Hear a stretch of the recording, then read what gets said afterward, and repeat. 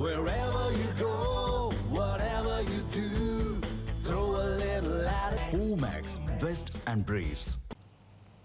விளாத்திக்குளம் திமுக சட்டமன்ற உறுப்பினர் மார்க்கண்டேயனை காவல்துறை கைது செய்துள்ளது கருத்து மற்றும் பேச்சு சுதந்திரத்திற்கு எதிரானது என கோவில்பட்டி திமுக எம்எல்ஏ கருணாநிதி குற்றம் சாட்டியுள்ளார்.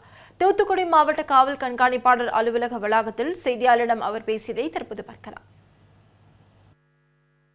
சுதந்திரமாக கருத்து சுதந்திரம் கொடுக்கக்கூடிய நாட்டில் ரொம்ப அராஜக முறையில் அதை அரெஸ்ட் பண்ணியிருக்காங்க. இப்போ நான் பார்க்க போன்னு சொன்னேன், நான் அனுமதி கொடுக்கல. இந்த அளவுக்கு மோசமான அது தூத்துக்குடி மாவட்டத்திலேயே இந்த வேலையை பண்ணிக்கிட்டு இருக்காங்க.